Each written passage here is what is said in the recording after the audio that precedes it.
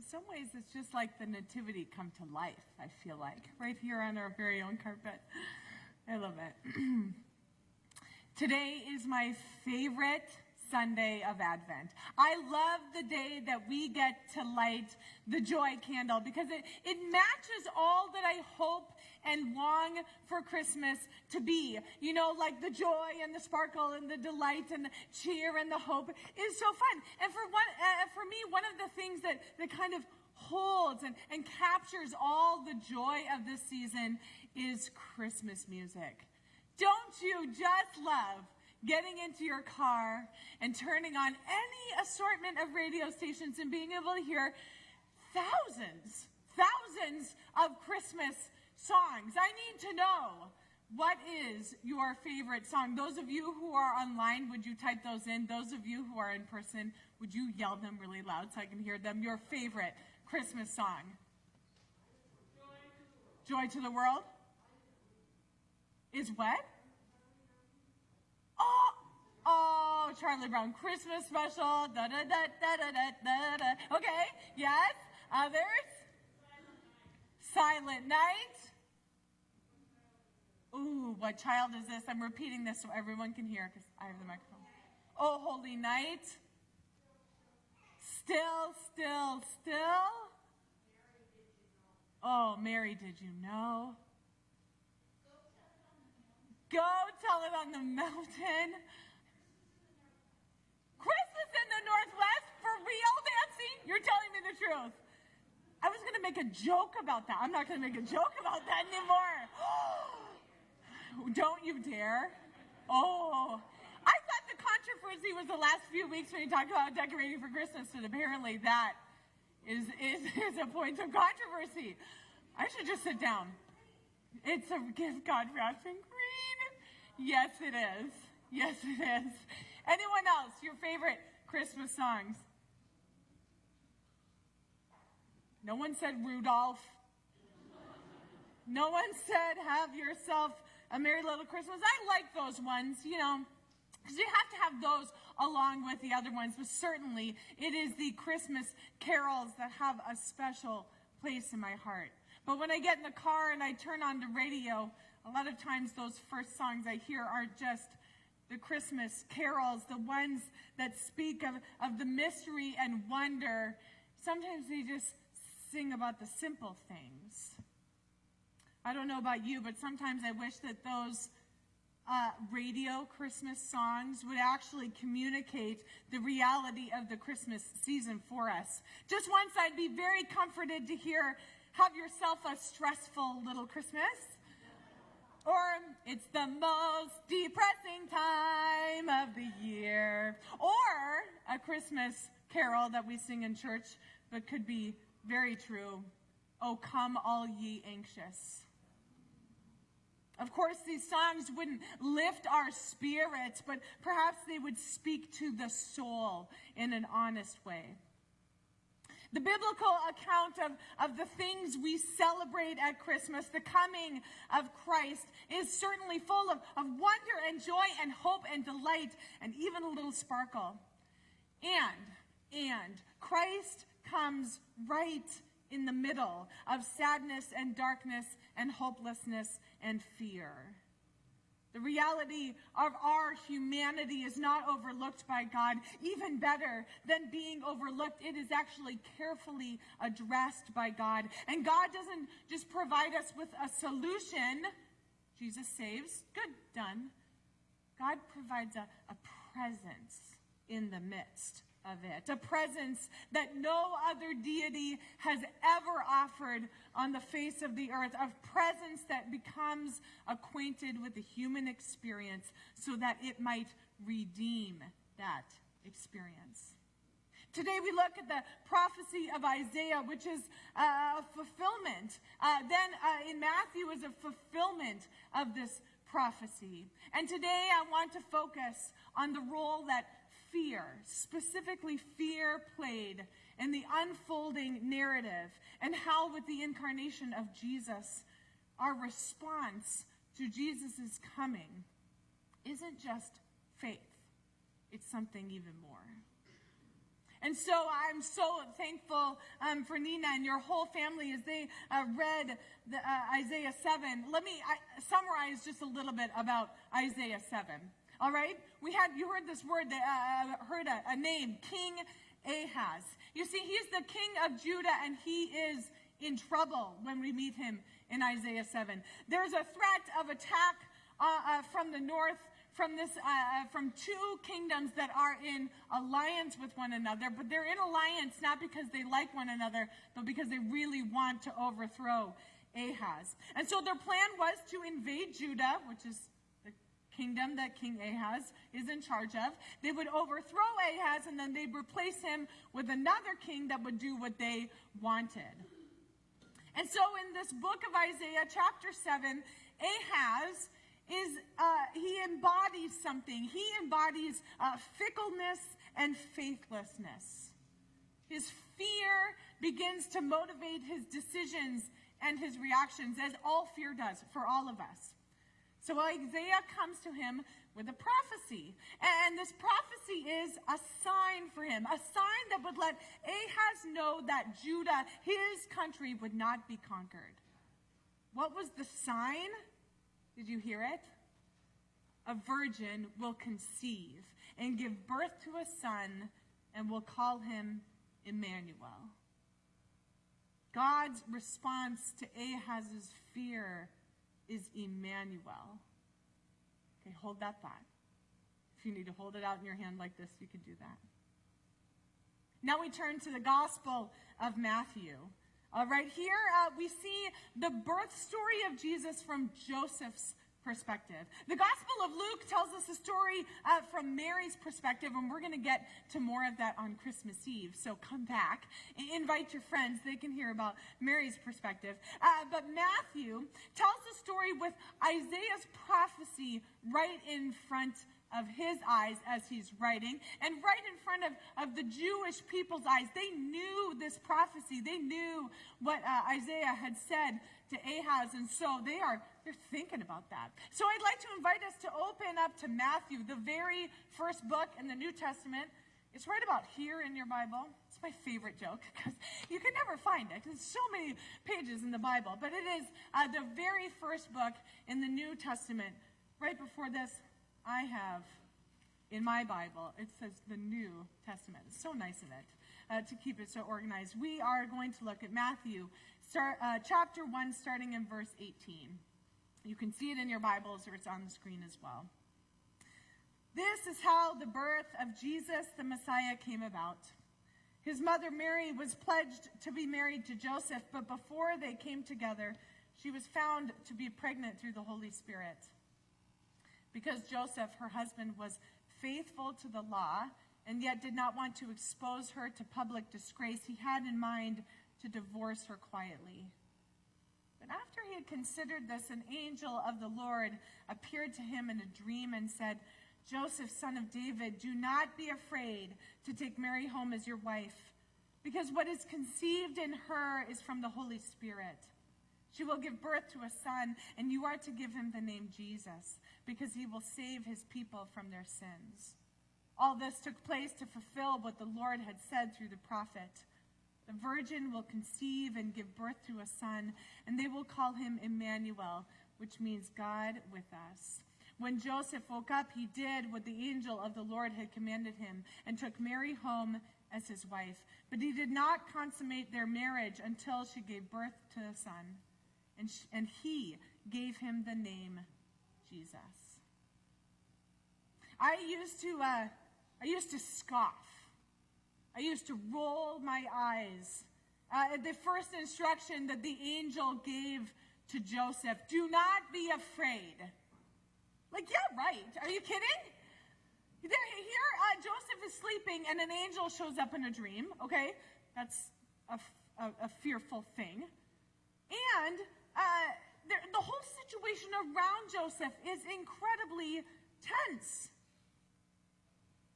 This time, when I came back to this passage again, knowing what it said, it made me ponder the situation around Joseph.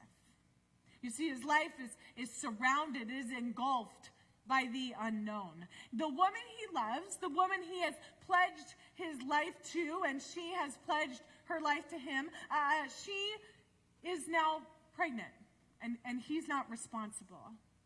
And he's stuck now because of this pregnancy. He's stuck between what the law allows him to do and what his soul requires him to do. He could expose Mary, call her unfaithful, make a mockery of her, attach names and labels and sin to her, or he could handle the matter quietly and tenderly, but gut-wrenchingly. Neither option feels good to Joseph, and either option means he is without the one that he loves. When we are faced with impossible situations, situations that grab our gut, situations with no good outcome, it is the most human thing to fear.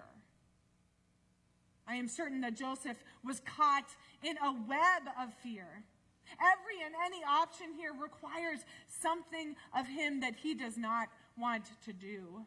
Not to mention the immense amount of a loss that he's anticipating in releasing his union with Mary. And I can guess that the fear that surrounded all of it was causing him to toss and turn that night when the angel appeared to him. And so the angel says, "Do not be afraid. Do not be afraid." Fear is a natural human response when anything around us becomes uncertain. Fear, this thing in our body, tells us that something is not right with the situation, or that something could cause harm in the situation, or that something could be lost in the situation. And our body responds in very specific ways. It actually reacts in very specific ways. You've maybe heard of two, right? When you fear, it's either you fight or you flight. Have you heard that? Yeah. Thank you for nodding, even if you haven't heard that. There's actually a third response. There's fight. Yes, there's flight. There's also freeze. When we encounter situations in which fear is triggered in us, we have three reactions: fight, flight, freeze. And the way that looks is totally dependent on the situation. If a bear is coming towards you, don't they say to punch it in the nose? Yeah? Anybody? Oh, okay. Anyone have experience punching a bear in the nose? I've heard that if a bear is coming, you try and get really big and you punch it in the nose. Okay, that's the fight response. All right? Another option, if a bear is coming to you, is to flight, to run away, because that thing could get you. Okay? I've never tested these theories, so these are just natural responses that happen in our body, and we just react. Okay? The third is to freeze. You become solid still. I've also heard that that's effective in fighting bears.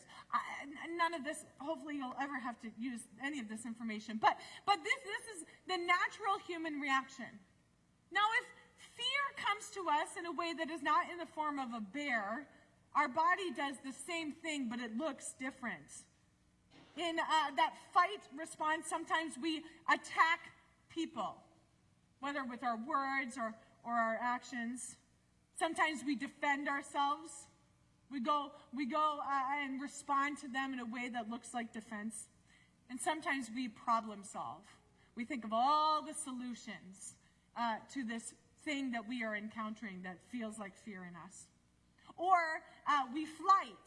We run away from the situation. We avoid the situation. We flee from the people or the situation that is causing us fear. Or we freeze. That would sometimes look like numbing, being unable to make any decisions, being stuck.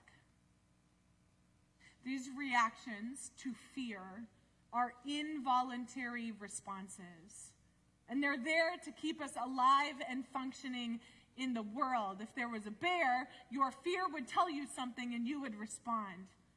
And when you sense then fear in your body, given a variety of any sort of situation, these involuntary responses are there to keep you alive. They themselves are not the attack, but a result of something that feels threatening.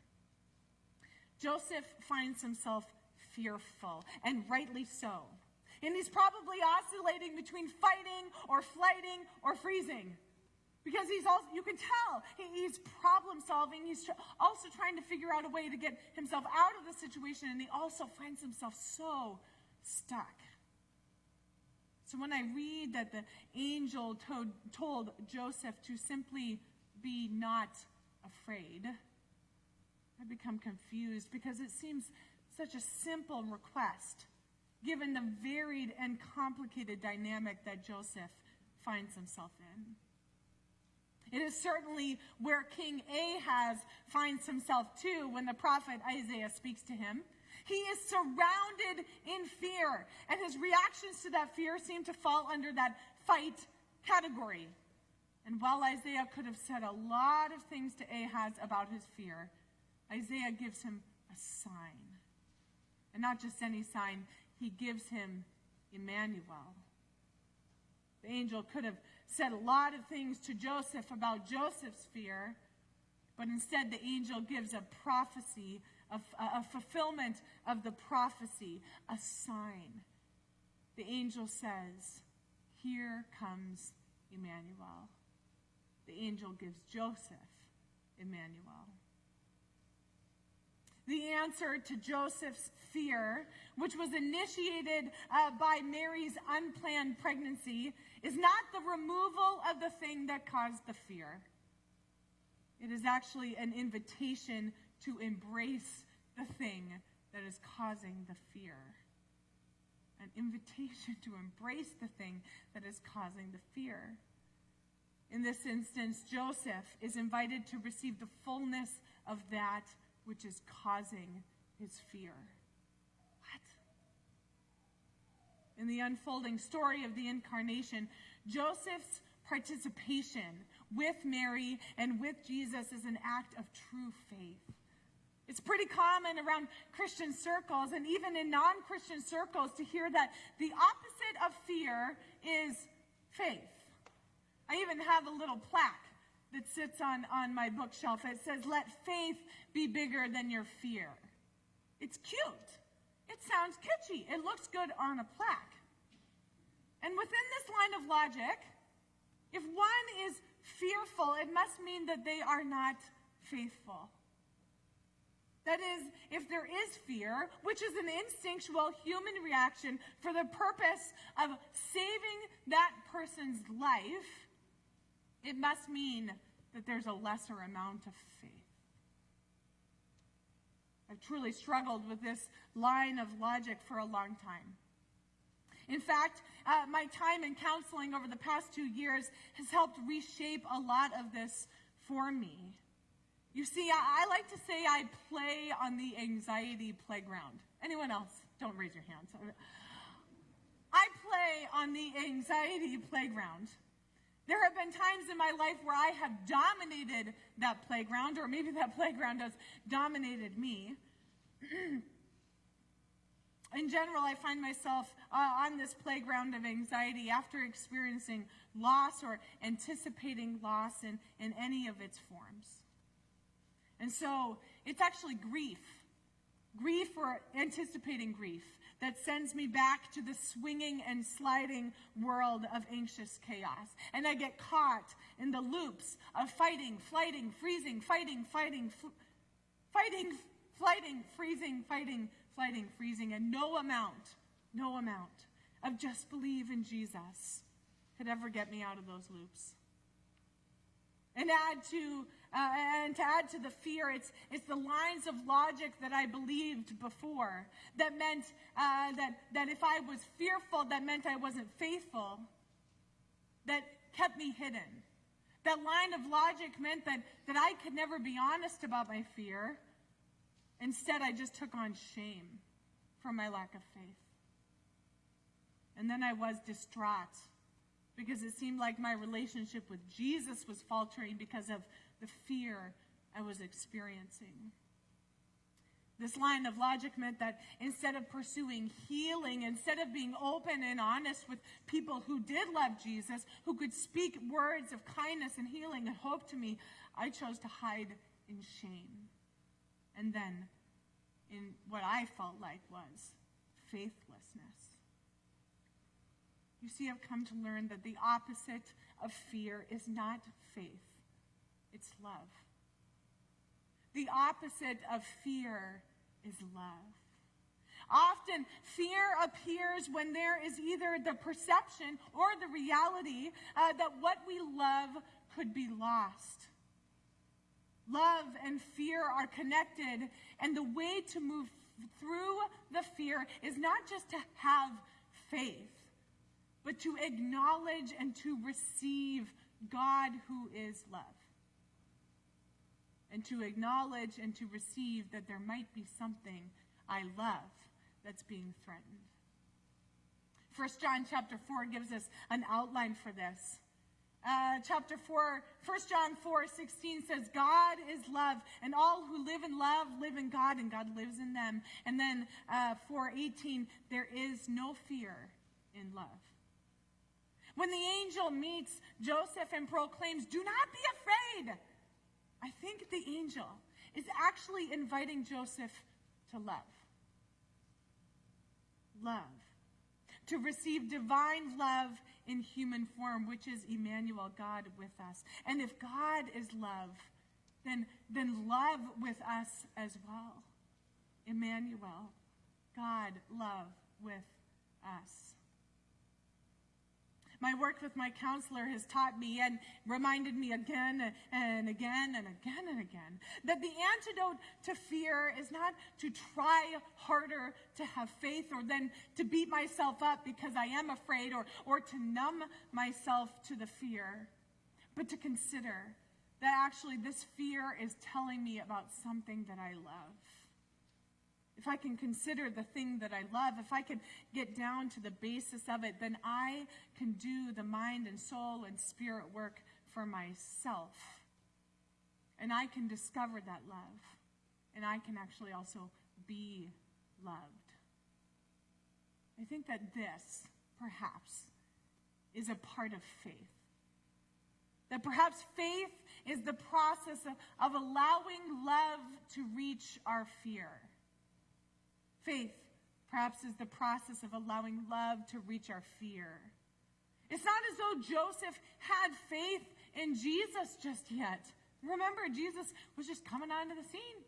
Joseph had never really met him. But Joseph does act faithfully.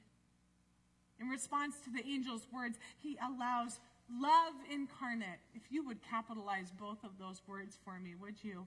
He allows love incarnate to take up space in his life, and not just a toenail of space. He allows love incarnate to fill up his life, take up a lot of space there. And my guess is that this was not a one-time decision for Joseph. The angel says, don't be afraid. The angel says, you're going to have this Jesus in your life. I actually think that Joseph had to make a decision over and over and over again to receive this love incarnate and to allow it to speak to his fear, to say the truth about his fear and allow love incarnate to be in his life. It was a series of decisions, an ever-unfolding choice to let love speak to his fears. I think this is faithful. Now the angel is asking something more of him. He's asking for Joseph to give this baby a name. And names in the Bible are really important. Really important. And if Joseph wasn't the one that was to name the baby, someone else would have done it. But I think the angel asked Joseph specifically to name Jesus. Because in an act of love and faithfulness, moving through his fear, Joseph is ready to first receive Mary again, and then to receive that which is given through her for him and for the world. It's as though it was a sort of declaration for Joseph to be able to name Jesus. Because having experienced his own realm of fear and confliction and anxiety, this good news of great joy that arrives for Joseph first is that God saves. God saves. And then that second name, Emmanuel, God with us, is the second part for Joseph. That not only is his fear valid, not only does the love speak to the fear, but the love is actually going to come close enough to his fear that he won't know what it is anymore. You see, Jesus, God saves, it specifies what Jesus does. God saves. And Emmanuel specifies who Jesus is. Jesus is God with us. And when we embrace the totality of Jesus, fully God and fully human, we see that here in these names. God saves is his human name, Jesus. Did you know that Jesus was a really common name back then? There were like a lot of Jesuses running around. And then he gets this extra special one, Emmanuel, God with us. This is his divine name. And Joseph gets to be the first one to bear witness to this.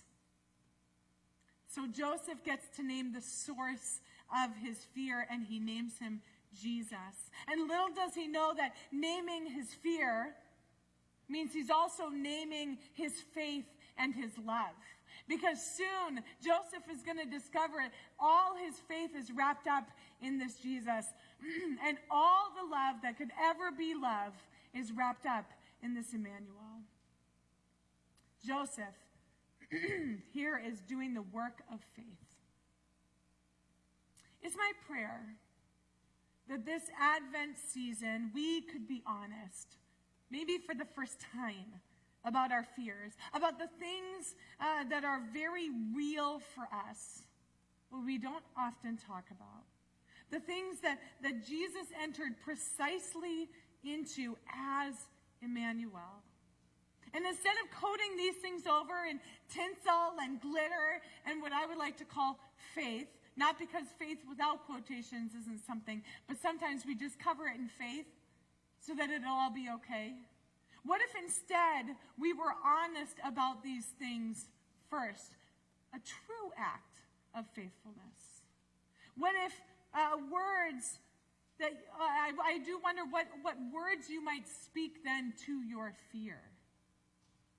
I wonder what words God would speak to your fear. Attending to these questions is an act of faith and love. I hear the words of the angel differently now. Do not be afraid is not a command. It's an invitation. This invitation sounds more to me like this. What are you afraid of losing that you love? Guess what? Love is coming. Love is coming in Emmanuel, Jesus. The God who saves is with us. There is no fear in love, and love, capital L, is here. Sometimes we give specific time for prayer and reflection after the sermon. I hope that maybe you've been reflecting this whole time. It's my hope that maybe your brain, your body, your mind would be engaged the whole time. But I do wonder if you've had some reflections, but it's sometimes hard. You notice them, but you can't bring them all together. I want us to take some time to sort of bring them all together. I wonder if it's helpful for you to capture that reflection in maybe a word or a picture or even a feeling in your body. Maybe you can even identify where fear lives in your body. I think even this start, this beginning of the conversation, even just being honest, is an act of true faith. It is an immediate and beautiful response to love incarnate with us. So I'm going to hold some space with us. If you can identify some of those things, it is risky to identify some of those things.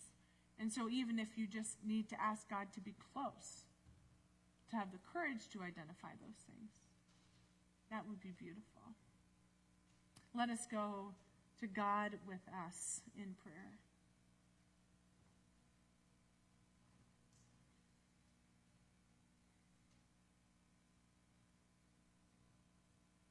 God, we thank you for these bodies that tell us that when we're in danger, we need to do something about it. And God, I thank you that you have offered Jesus, love incarnate, to speak to those things in our body. That you've actually given us love incarnate to keep us alive.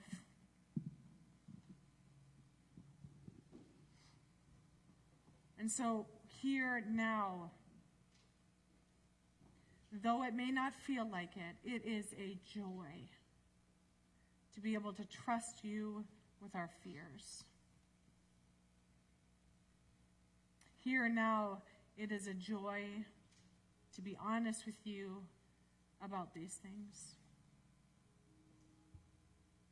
And here now, it is a gift to wonder how love incarnate, love with us, might speak to the fear.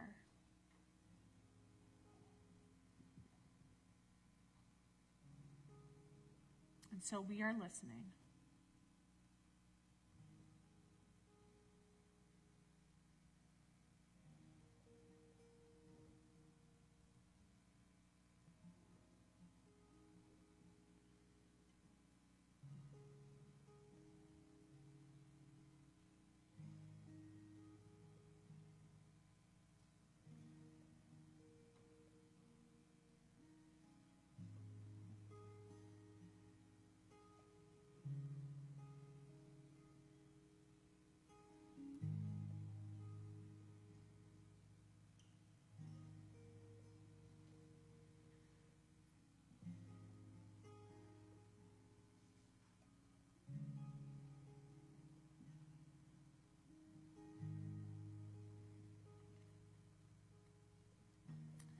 We thank you, Emmanuel, Jesus, that because of your love, we have the opportunity to not be afraid.